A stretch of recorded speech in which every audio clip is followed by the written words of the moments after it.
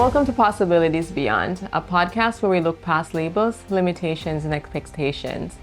Here we explore fate, growth, and human experiences into what is still possible. I'm your host, Renee. I'm Chad. Today, I have a co-host joining me. The topic that we're about to discuss can be a trigger for many. For me, especially, it's a bit challenging to discuss, but nevertheless, we are talking about possibilities beyond our experiences, and I feel like this is a topic that I wanted to shed some light on. She just wanted company. The topic.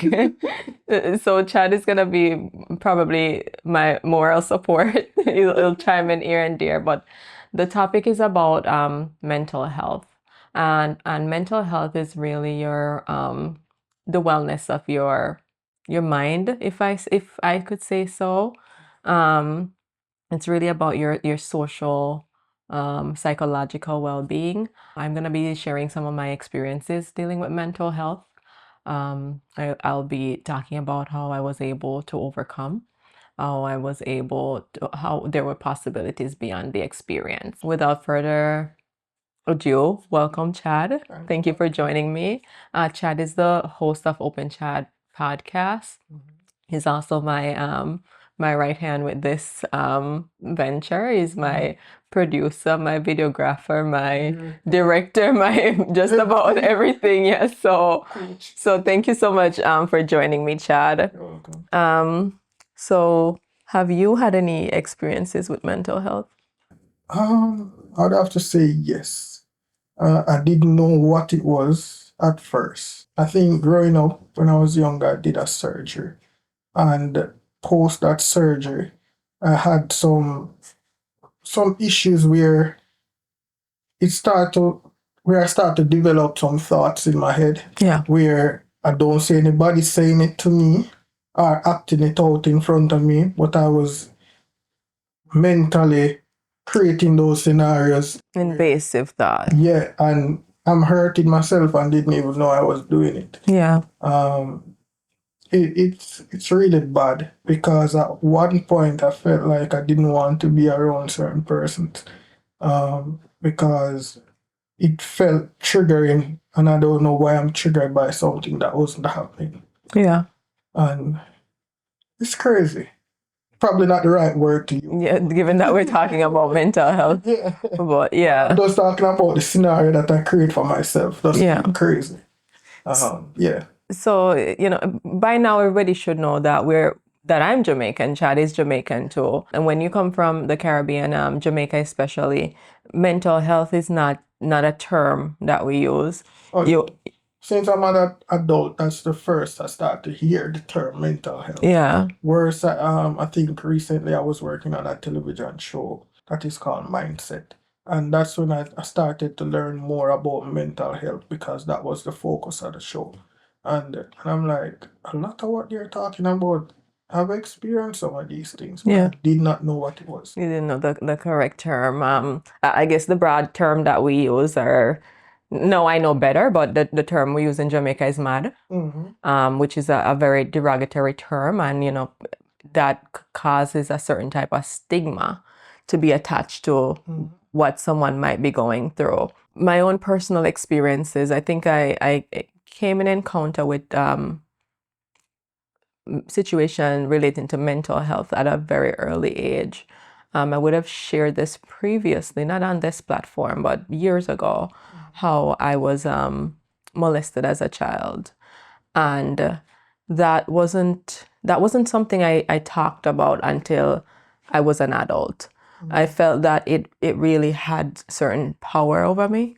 There's a level of shame that comes with it where you really don't know where it comes from, but you still have it. So earliest years I could remember was maybe about 5 years old when it started happening to me. Yeah, it was touching, and it happened from a very close family member, and there was coaching going on, like saying don't tell anyone, and you're a baby, I feel like in a sense I knew it's not supposed to be happening, but I'm like, it's an adult who's supposed to be like a guy. Yeah, somebody who was supposed to be protecting me, that was hurting me. And I didn't tell anyone. So I grew up going through that because it wasn't a one-time thing. It continued to happen. And I remember when I was old enough, maybe around 12 years old, because this was something that would happen when the individual would be intoxicated. So I use that as an excuse too. Like he didn't know what he was doing.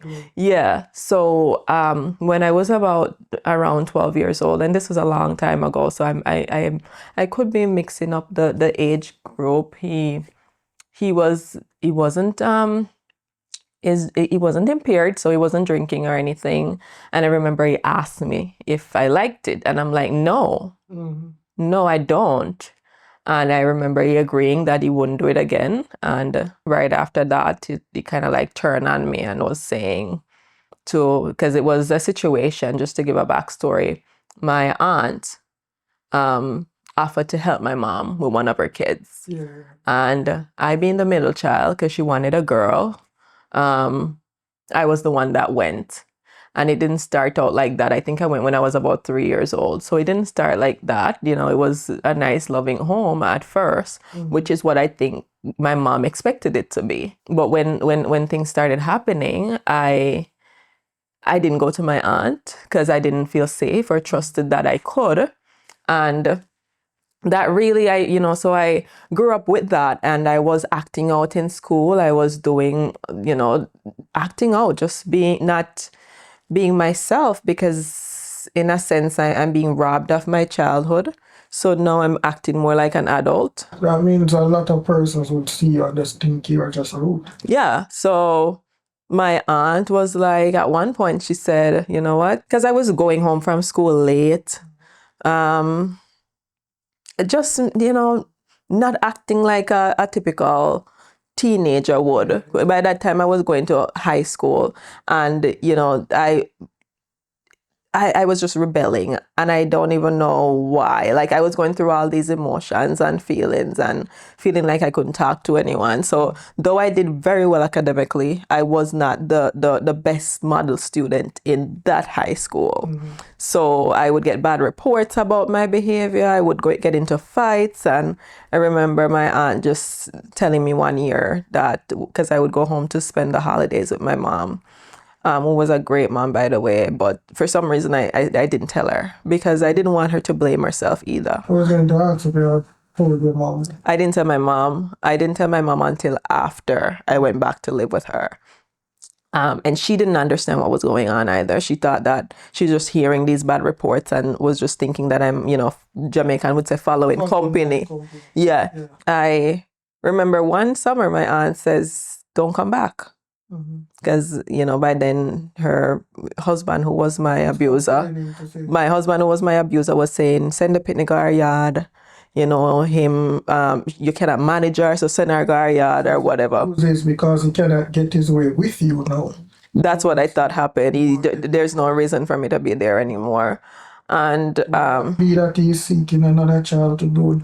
I'm not sure. I don't know what it was about, but and then I couldn't speak for others either. But I remember going home, and I stayed the whole summer with my mom, and I never told her that, my aunt said not to come back, because I was I was probably like 13 when I went back to live with my mom. Okay. And that wasn't a conversation for me to tell my mom, but my aunt never told my mom that she said I wasn't supposed to come back. I don't even know if she was serious about it, but the fact that she packed my birth certificate and those stuff, So as my mom was getting ready, because she would shop for me to go back to school, to go back to live with my aunt. Yeah. So she would get, my school clothes together, like my backpack and books and stuff like that. As she was doing that, I remember going to the dressmaker, because you had dressmaker make your uniform.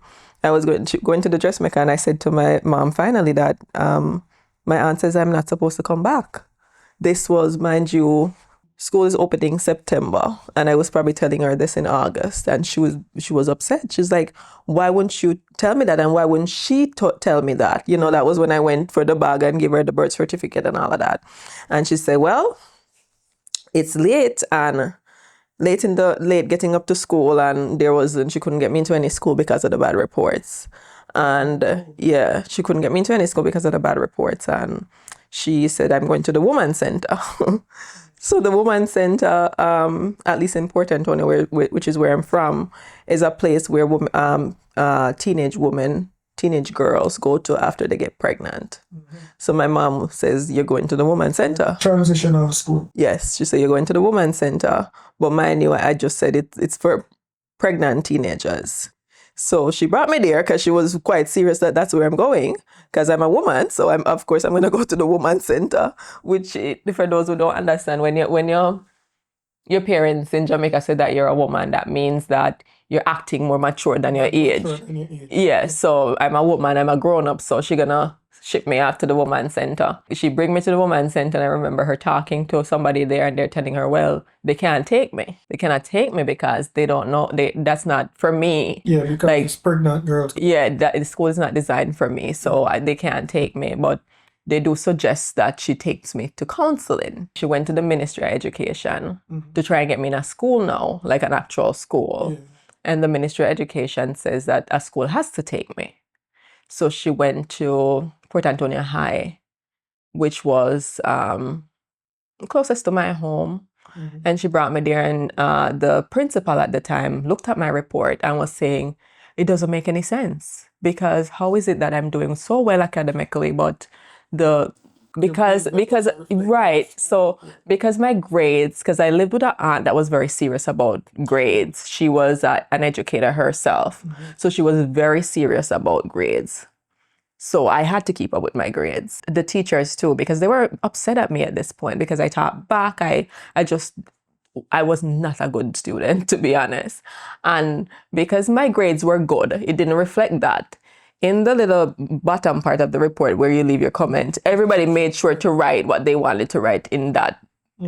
So you're looking at my grades and it didn't reflect the behavior that was being explained.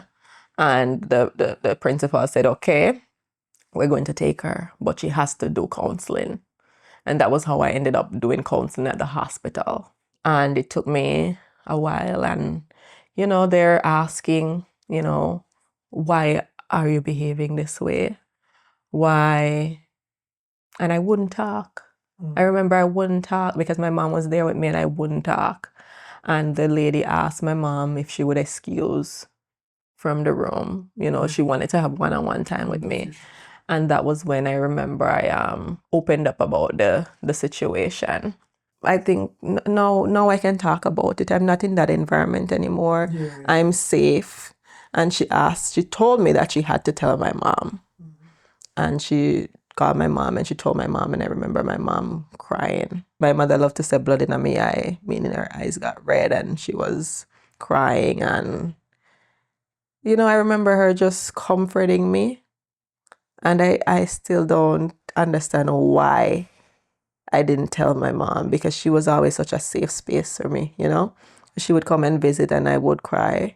She would, ask why I'm crying, or assume that I'm crying because she was leaving, which was a part of the reason too, because the treatment was not great from my aunt either.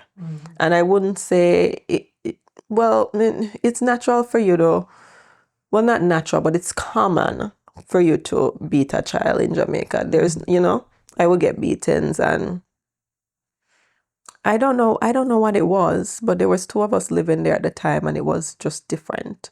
Like, she was different towards me than she was to the other person. I remember thinking that she didn't like me. I remember also not feeling safe because she would ask me if anybody touched me, But for some reason, I still never felt, I didn't feel safe to open up to her, to tell her that this was happening to me. Challenge because you used to get beaten from her and you didn't feel like she liked you that much. Yeah. She feel like a favoritism type. And I thought that, in a sense, like I didn't know what it was then, what the word was. Yeah. But like as a child, I thought she was asking me to see what I would say. So I never told her. Even after the counseling and I remember them asking me what I wanted to do. And I'm like, nothing, you know, because of the shame, and it's in the Jamaican culture, I can say. You will turn on the female to say Yeah. fault Or it never happened. what they do. Or it never happened. There's a culture where they blame the victim blame, or there's a culture where they'll protect the family's name. Yeah, I think that some of these parents will keep face in Jamaican term, protect the family by not, don't report it, it's fine, or they turn on you, it's your fault why he did this. Like, what can a big giant man look at a little child and say he wants something from her? Luckily for my mom, that wasn't the case. Like, my mom was very protective of me after that. And I remember her telling a aunt, not the aunt that I lived with, but telling another aunt. And I remember her saying, no, that didn't happen. That person wouldn't do that, you know, which was probably a part of why it wasn't reported, because they were afraid that it wouldn't, people will know now. And there's a level of a shame and stigma, as I said, that went with it. And people probably see him as a respectable person. He was a respectable person in the community. People would know now, and they would probably look at me differently. So my mom, in a sense, by not, pursuing it any further, I think was protecting me. But, that was my early years going through a mental health crisis, where I didn't know that I was being affected in the way that caused me to act out, or caused me to, which I think robbed so much of my childhood, because while everybody else was happy and probably playing with toys and stuff like that, I would get a beating just for anything, just about anything. Like, I didn't escape anything. And it wasn't, I don't want to call it abuse, because she didn't beat me to a pulp, or I wasn't left with scars, but it affected me more emotionally than physically, because you get I wonder why you're getting so much beating. Yes. And after I went through counseling and stuff like that, you buried the things that happened to you, because now I'm with my mom, I'm in a safe space, and I was excelling in school. I was head girl, then deputy head girl. I did all the pageants, I did the public speaking, I was excelling in school. I did very well in school, because I had to make my mom proud, because she did her best that she could for us.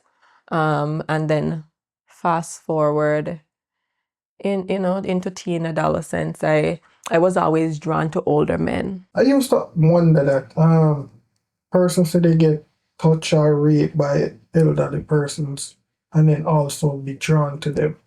I don't know. I wonder if it's also a mental thing, like it's a safe space, or they didn't have a father figure in their life where they're drawn to an older man. Well, I had my dad. My dad, even though I wasn't living with him, he was very present. So when I went to go visit with my mom, my dad would be there too. And my dad he would tell anybody that I was his favorite. So, that I got very good treatment from my dad. But I don't know what it was, but I was always drawn to older men. I don't know if it was a psychological thing. I don't know what it is. But for some reason, that was just my reality. I think it very well could be, because they say it started from you were young, age 5 up to about 12, 13. So in the back of your mind, you probably think it's natural to be with somebody around that age, more older than you or so on. And just to clarify, it was just touching, touching and stuff like that. And I don't know, because I that disgusts me. But when I was older, for some reason, I don't know why that was. I don't even know why I mention it now, but I was always drawn to older men, and I'm looking like now I'm married to a person my age. And then the experiences that I had with older men too was like, they were like, I didn't feel like I was their equal. They were more so raising me, like I feel like I like them because they were able to teach me something versus somebody my age who was immature or whatever. But yeah, after high school, I covered it up. It was almost like it never affected me once I was with my mom. So I covered it up. It was almost that it never happened. I didn't spend days thinking about it until I met my husband. And I knew my husband was my husband because he was the first first person I dated that I opened up to about the situation. And he was understanding and he provided a safe space. So I knew that, I could be my true authentic self with him. And he never judged me that happened to me, which was refreshing to and strange because he didn't see me as damaged, But it was after marriage that I found that I was triggered again. And I couldn't tell you why, but I remember not wanting to be touched a certain type of way. That was when it just materialized again in my life. Is it that you felt like you were too safe, that in this instant that you just had to, your mind just put you back at the place where you were when you were younger? I feel like Because sometimes I think that safe space, people just develop things to cause issues with. It's not that they purposely do it, but it just happen. that happens too, but I feel like when I was just dating, there wasn't anything really expected of me. Things were on my terms. But now I'm in a marriage and in a sense I'm expected to deliver when it comes on to intimacy. And if I didn't want to, I just didn't want to. It sounds selfish, but I think that was what triggered me. So I would get so triggered by a certain touch because it brought me right back there. And That's how you're going. yeah, and it's like, I remember my husband, saying, he didn't know it affected me, but it didn't. It didn't until it started to again. And of course it caused problems in the marriage. And I remember I don't remember how old I was going to be, but I remember going on, taking it to Facebook Live because somebody shared with me that, these people were trying to get another person. They were going to help another child. And I brought it to Facebook Live and I spoke about it again openly. Like the first time I'm speaking it openly to where everyone could see. I remember people in the community saying that, they suspected, but nobody, protected me. Nobody reached out, nobody checked in on me. So that too, brought some strong and heavy feelings for me. And then after that, I sought counseling for myself because I remember, opening up to my doctor about it because I was getting so much anxiety too, and I had children of my own, and I had huge trust issues when it came on to people being around my children. I remember I told my doctor and she referred me. She referred me to family therapy as well as a therapist for myself. And, the therapist, they did exercises that, because I went through trauma. It was PTSD that I was diagnosed with. I went through trauma, and because I didn't particularly deal with the trauma that I went through. Just keep passing. I just buried it. So when you bury your trauma, things can bring it back to the surface versus working through it and healing from it, So I wasn't healed. I was going through the motion. Nothing was happening to trigger me. So I was fine until I wasn't, So I'm sharing all of this to say that there are individuals out there that's going through certain things and they're afraid to share. Or they might have buried it. And sometimes your closest person, like the closest people to you, you're not even comfortable with sharing.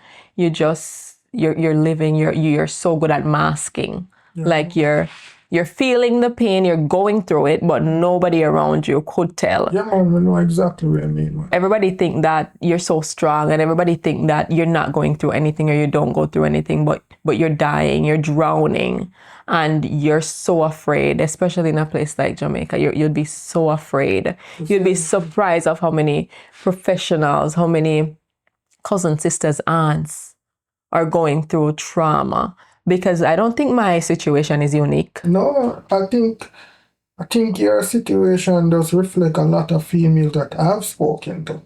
That the story sound the same way. Yeah. I specifically was in a relationship, and I remember a certain level of conversation was had. And when the story came out, like I was there and I was mad. Like I don't know where the anger came from. I was mad just hearing the story, and I'm like, I know this person, what would I do to them right now?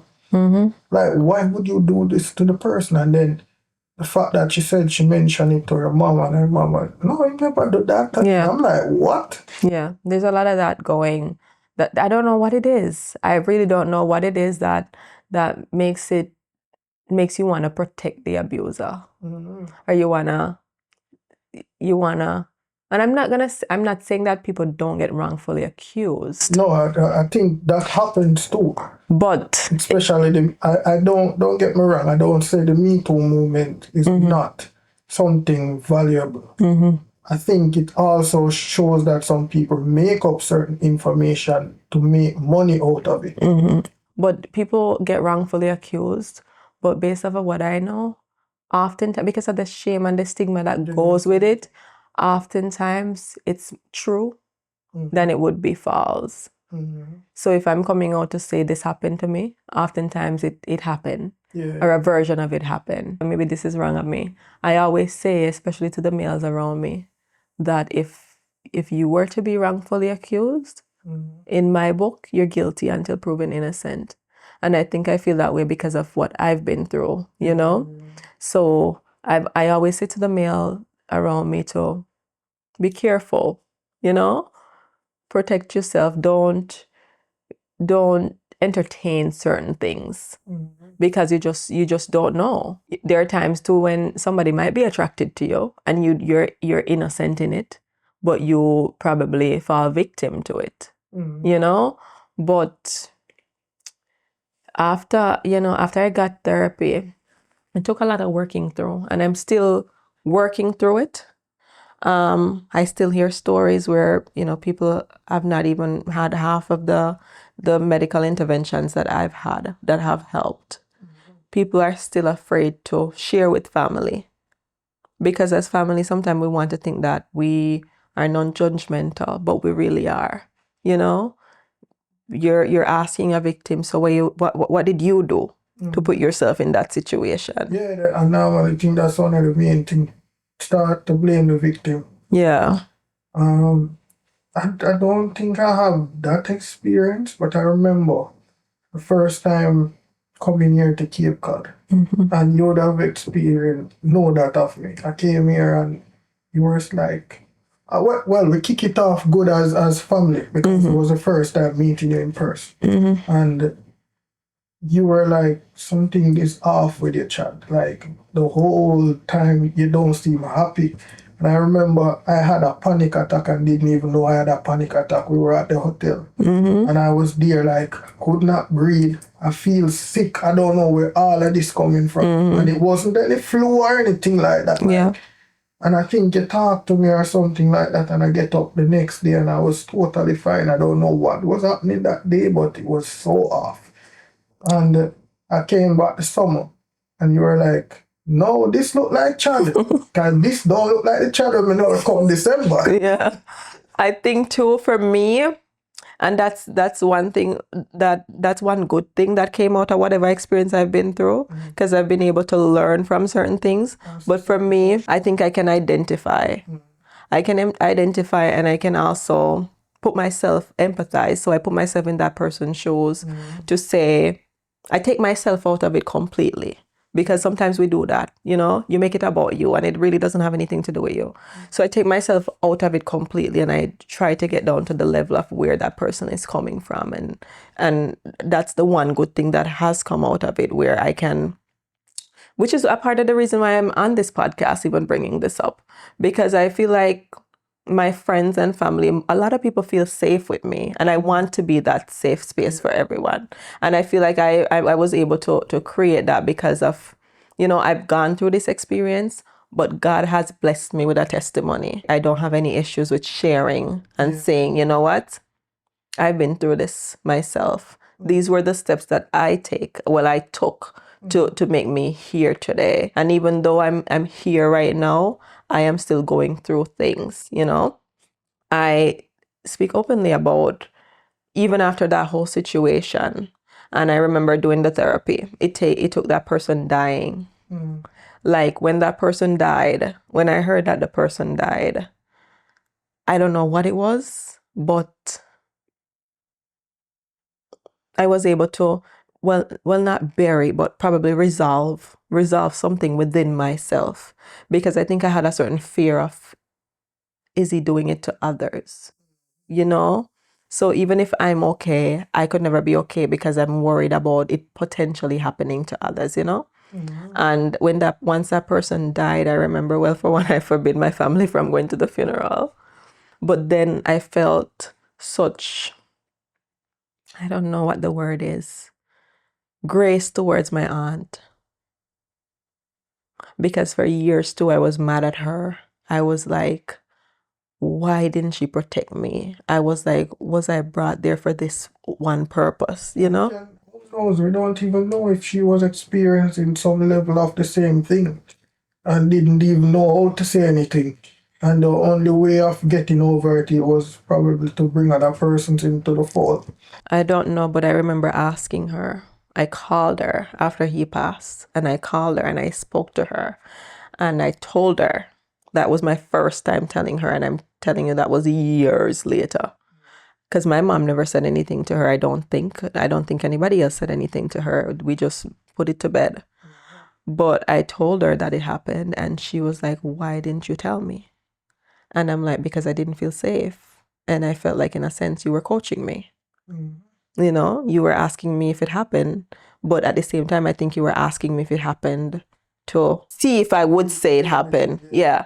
But, she told me that she didn't know. And I chose to take her words that she didn't know, because it's not unusual that it could happen and you didn't know, because these things were happening at night. Again, I said the person would come home drunk and then do it. At one point I'm like, because how the house set up, it was like a big family yard. Lots of family were living there, and it was a room to go into another room. So me and the other person that was living there was in this room, but you had to pass through this room to get to that room.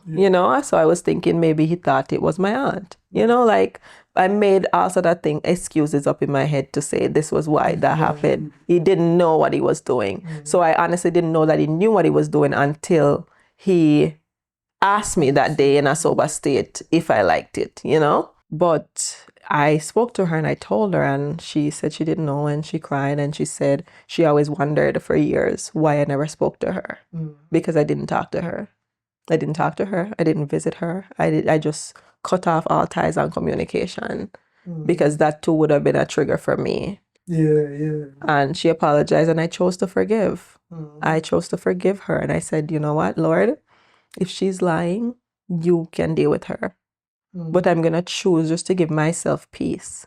I'm going to choose to accept and believe that she didn't know. Yeah, man, like, similar to that, I remember when I came back this summer and you spoke to me and you said, better not harbor any ill will, just have a conversation. I remember I called and we were on the phone for about an hour. And I felt like I made that, when I spoke, like I felt this pressure just come off of me. Like I just feel alright. Like I remember even before I came up and like we went on a shoot and a couple of the guys were there and they're like, yeah, Yeah, we lose weight so much. And the man them a joke about it and I pity them not know what was going on, why me feel that way there. Yeah. Doing the show and hearing about mental health and hear about how a man raised him child for 20 years and find out saying a fee man. Imagine how that affect your mental health as the father. And as the kid will find out say, I'm not your father and all of these things. Like all of these things are just crazy, but sometimes as I say, sharing your story may help somebody else. Yep. You don't know who's going through what and so on. So I think sometimes probably just having a conversation may go a long way. And a lot of the times, we harbor these things in our heart and we are upset and we choose that we're not gonna forgive because this happened to me. And it's a process. Like I wasn't always this way. As I said, it was years before I even had a conversation about it. I went on Facebook and I put them on blast and I never called or had a conversation. I just put it on blast and everybody knew who I was talking about, and I'm sure that probably would have affected them. But I didn't care. I also, Because you're the one who went through. yeah, I didn't choose to forgive him. He died.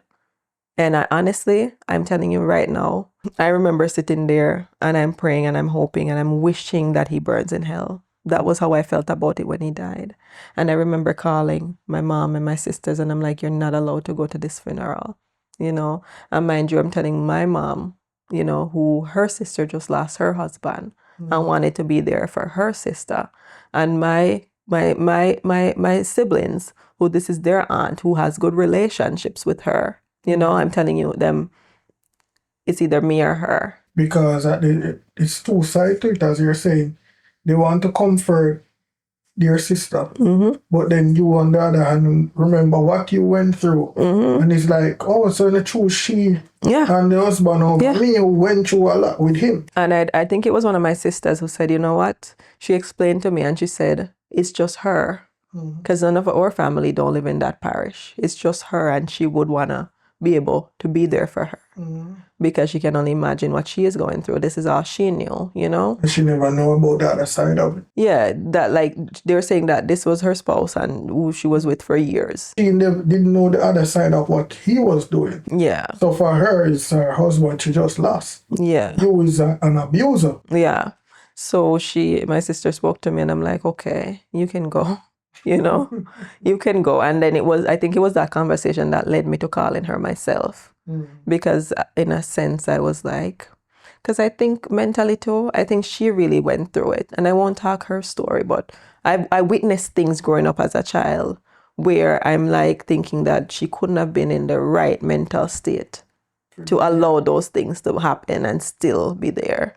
And now when you marry, you say until death do you part, but things happen, I'm just gonna leave it at that because I won't talk her story. But even though I went through those things in Jamaica, I didn't know that it was mental health. Let me just put that out there. I didn't know that I was, going through a mental health crisis. I didn't know what that was at that time. I was just going through the motions, thinking it's normal or whatever. Let me just backtrack a bit. The therapy that I got as an adult was in America, right? Back in Jamaica, the therapy that I got was just so that the school would take me, right? So nobody was really dealing with the mental health aspect of it. I saw the therapist, I told them what happened. For all I know is they said, okay, I could go to school, wrote me a letter, said I could go to school, and I went to school. And that was where that ended. Didn't get any follow-up therapy. As I said, I excelled in high school. It wasn't an issue for me after that, I didn't have to go back to that place. It was one other time my mom ever sent me to go stay with, but not at that house. Stay with somebody else who we were very close with, who I was very close with, who requested that my mom, sent me to come spend some time with her. And she was amazing. Like that was the abuser's sister. Like they were always good to me. They always protected me in a sense of, trying to shield me from beatings and stuff like that. So I have to put that out there, that it wasn't all bad. But I never knew that I had any issues with mental health because Jamaica is a place like this too. At least for me, I had family around me, right? And I didn't have time to wallow or sit in my own feelings. We were a very close-knit family, so we were together all the time. And Jamaica is a fun place too. So it was very easy to cover up and bury those things in the back of your mind and not having to deal with it. Yeah, because we have a lot of distraction. A lot of distractions, you know. And I remember when I was about 16, I decided I'm a grown up now. I'm an adult. And I had a boyfriend at the time, and I wanted to go out because my mom sheltered me too. Once I was living with my mom, she sheltered me. I couldn't go anywhere. It was school to the yard. If I said I was going to library, that might have been the exception, but there wasn't any going to no party, nothing like that. Yeah, there wasn't none of that. I was like, I think it's even worse for me because I don't mean worse. I think because I was sheltered, I developed this homebody type of thing. Where even if I could go to that event, I decide not to. yeah. But I wanted to go. My friends were going out and I wanted to go out. So I left my mom's house at a very early age, said I was going to go live with her cousin. Anyway, hungry nearly killed me. So me ended up back. I ended up back with my mom. So, which my mom is this type, but she takes in just about anybody. Like anybody that needs help, she'll take them in. So I was just saying, like, not to make light out of it, but I didn't know what mental health was in Jamaica other than those instances went through anything. It was later on in life now that I know what it was. I knew that was what was going on, right? So I'm here now, getting the therapy. I chose to forgive, right? And then I started to go through other things in my own personal life, you know, that caused me to get depressed, like really, really, really, really depressed. I remember after I had my first child, I went through depression, but I then again, because I wasn't educated and the doctors would have told you about postpartum depression, I was feeling it and going through it, but I would still go to the after visits, like the postnatal visits, and fill out the paperwork and still not tell the truth. I had family here. My husband didn't know that I was going through postpartum depression. Like my closest family didn't know. And mind you, my first son, he was born in January. COVID was that March. So people weren't really seeing you. My husband was working a lot because he worked in a pharmacy. So you know what the work was like. yeah, there were staffing issues. He was managing a pharmacy at the time. So I was home alone with the baby. And I was going through it. Crying. I remember getting up just to get my son ready, and then laying back in bed. You know, it was it was a time, and I remember, you know, we were having some issues, and pastor came by to counsel and to talk with us. And it was during that time when the pastor was saying, you know, it was depression. I don't think I got any like official treatment or anything. An incident happened, and you know, family really gathered around and was supportive, which I'm happy to have that here. You know, but I really wanted to talk about this because I know that it's not the same for everyone. You go through it, and it's becoming more prevalent now in Jamaica. I don't know what it is, but I feel like more people are depressed. I think so. Yeah, more people are depressed and they're anxious and they're going through it alone. I used to think that depression was some fancy term to cover. A made-up term, it's an American term. Even mental health, I thought it was just like some fancy something to put in front, something where nobody not really think that, because I'm like, mental, anything to do with mental, I'm mad people. Yeah. Then when you further found out what it really means and stuff, then you realize that all of us probably have some little mental issues. Or you have to go through it. Like you have to go through it, because I'm again, the show is possibilities beyond. So I want for people to understand that even when you're going through it, like when you're in it and going through it, you think that you're not gonna survive. Yeah. You don't see a way out of it. You don't think that nothing good can come of this. You know, some people might even feel like they just don't want to be here anymore. You're in your darkest moments and you feel like, okay, how can no one see that what's going on? Yeah. But you're so good at masking too.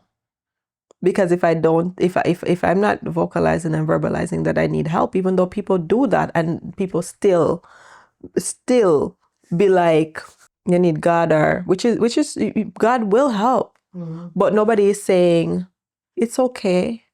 You know, it's okay. I understand you're going through this. How can I help? You don't get that. You get a man share my over, or when you go through for feel this a type of way, or it's just crazy the things that, as if you want to be this way. Like, it's just so crazy the things that people say. Your jobs, you'll be going through it and you're afraid to even mention it at work because you might lose your work. You want to go to the doctor to mention it and you're afraid because I don't know if HIPAA exists in Jamaica. You know, you're afraid that you're going to go out and they're going to tell people your business, which is something that is very prevalent, that happens. Yeah. They will share your medical information with their friends, you know? So I think one of the things for a longest time, I think why I held on even to that relationship was I think that person was what it seems to me, and I don't think it's not it. I think that person was very accepting of me, what I went through, and being outside of that relationship felt like if I went into another, it wouldn't be the same. yeah, So you hold on to it, and you were being hurt at the same time. yeah, that was safe for you. Yeah, and as I said, that conversation that we had, and stuff.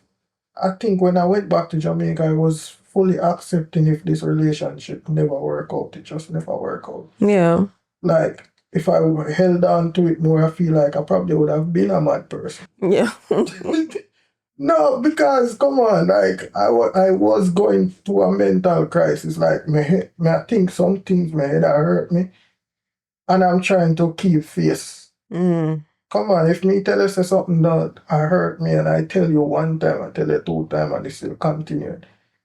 And because I felt like you're accepting of what I was going through or what I went through, doesn't mean I should accept the behavior that was being portrayed to me. yeah, And I think just accepting and letting go was the best decision I made because I felt like I was going through a mental crisis. yeah.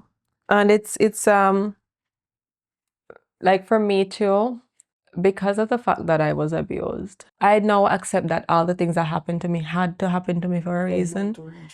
It had to happen to me for a reason because I feel like some of the gifts that God had for me, like the gifts of really and truly speaking life into people, and the gifts of really recognizing and being able to empathize with others and when they're going through things, you and I will hear the same conversation and two different, yeah. Because for me, and I want people to think of this too, you know, I feel like especially for children, no child was naturally born Anyway. bad or with behaviors. These are things that are taught or happen Learned as a result of circumstances, right? So I keep thinking, like, what if rather than labeling me as a bad kid, what if somebody had said something? You know? What if somebody had said something like, what's going on? Put me down. What's going on? Why are you behaving this way? You know? Come to me from a place of gentleness. You know? So I am, this is probably going to be the first episode of many of these conversations. Yeah. I know it's a topic that a lot of people are not, you know, healed and ready to share, like how I am. Like I remember having a conversation and, you know, somebody was saying, be careful of what you put out there. And I'm like, there is nothing that happened that I'm ashamed of. Yeah. This is my truth, my testimony, and something that I have to share because there are people going through this same thing right now that feel like they cannot get out on the other side. Just hearing somebody saying it help them. They don't have family members to go to. I don't know if you've ever seen a situation, you'll be on a ledge ready to jump in a place like Jamaica and there will be people cheering you on to jump. You hear the saying, you really make me come out here and waste your time before you just jump. Yeah. And that's sad because we don't know the seriousness, you know? We don't understand. We don't understand that mental health doesn't have a face. Yes, there are some individuals that are living on the street. And to be honest, some of them are more sane than some of us that are in clean clothes, you know? So it's a topic that I feel like we have to be vocal about. Yeah. We have to be ready to talk about. But in a sense, everybody and their own timing. Because a few years ago, and I'm like, Chad, there's something wrong with you. You're like, no man, I'm good. Of course, without a doubt. And I'm like, Don't get me wrong, I think I still do it. yeah. Like in some instance, like certain things happen, I would like, it's fine, I'm okay. I think sometimes it bothers me. I don't think I've fully reached the place where I can just say, go out and say certain things. But well, I think I have some good persons in my corner that I can speak to, and it makes it very easy. I may say right now that I'm okay, but they're going to ask again, and eventually I'm going to say it. But Yeah. for the most part, I think I come a long way. I think my walk with God too. Like my walk, like the strengthening, because was it a year ago or maybe a couple of years ago? Maybe it was a year ago. I was going through depression. I was anxious, like very anxious. And then I remember my husband was on a group meeting, his family group Sunday meeting. And I was just there listening in. And I remember they said, join the group. That was 2024. They said it was 2023 actually, because I went to Jamaica after that. So it's 2023. Yeah, they said put Renee in the group, and I remember going through so much, being so depressed, and a part of the group session was that we shared. And there were nights when I couldn't share because I was silently crying in the background. But people were sharing, and praying. And that was what really brought me through that last time when I was so depressed. When I felt like, I don't know, there was a certain strength that came from going on those meetings. So I think that my walk with God too has really allowed me to choose forgiveness. Because sometimes we think, I probably said this already, but sometimes we think that forgiveness is for the person that wronged you, but it's for you.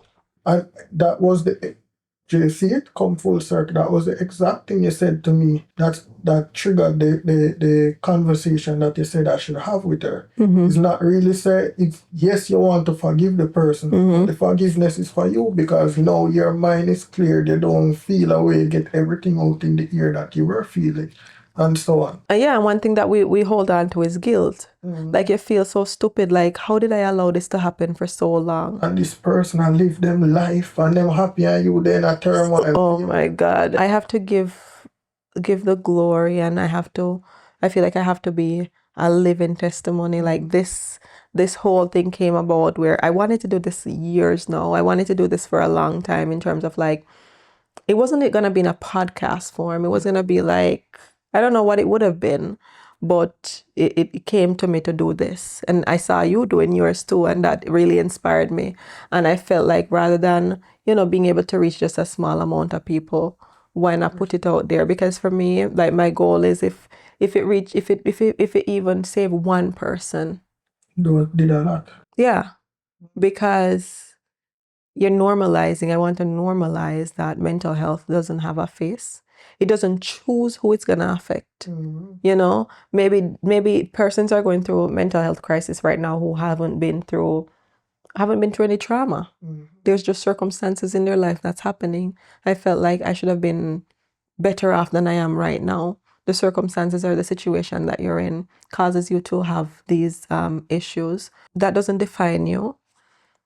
Pray pray, pray, pray, believe, have faith, because anxiety, depression, none of those things are from God. And I think you'd have heard me said this probably a couple times now, like, I feel like I work so hard and I'm not where I'm supposed to be. Mm. I think I put in so much work. People say I work not hard but smart, but I think I try to do both and I feel like I don't reach where I want to.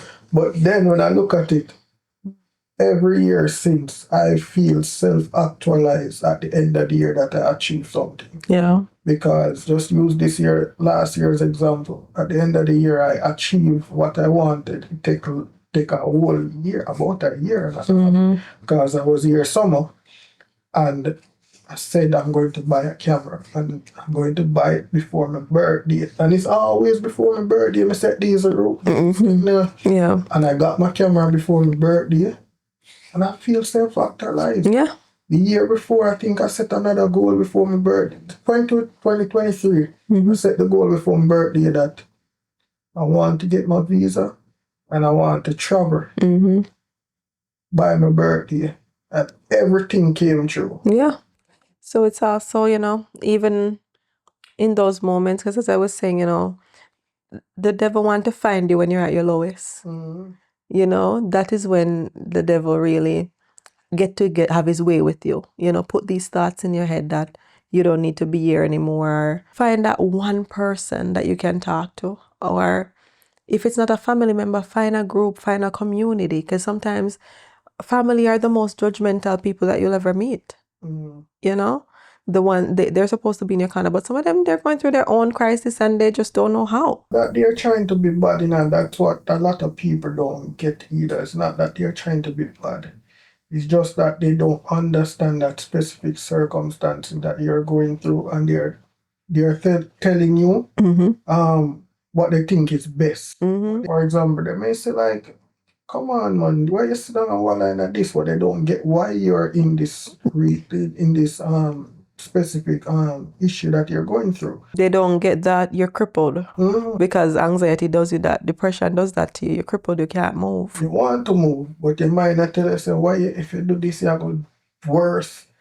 Like your biggest enemy in your head, in your mind. Right. It's like it's a separate person from you talking to you and telling you certain crazy things, and I'm like, why am I thinking these things? Right. You defeat yourself before you even try. With that being said, I just want to say, if anyone there is going through, anyone is going through a mental health crisis, let me be a living testimony to say that there's possibilities beyond this given moment. Sometimes these are things that are going to teach us life lessons. Don't give up. Pray. Have faith. Find your community. And your community, they might not be your family members. Find your community. Comment. Call me. Like, I'm always willing and ready to listen, even if it's a complete stranger. I remember praying a whole year and asking for God to bless me with a heart of non-judgment, where I can come from a place not of judgment, but really come from a place of understanding. Again, I said this is a huge topic. I'll be here talking the whole entire night or the whole entire day if I were to go into every nitty-gritty and to discuss every little thing that has to do with mental health. I want to continue to have this conversation. If there's anyone that want to come on the podcast, to add to what we've just discussed, or to just talk about their success, talk about what they overcame, I'm happy and would welcome you to come on to join us. Once again, thank you for joining us, and this is Possibilities Beyond and Chat from Open Chat Podcast. Come on. Always have open conversation about anything. That's what Open Chat is all about. And thank you for having me on your podcast. Thank you for coming. Guys, as she said, if you're going through anything, just comment down below. Reach out to her. She can listen to you, give you any advice that is best, because she's a really good listener. And sometimes it's best to listen than to talk. So trust me, she's good at that. So subscribe, like, share, and comment below.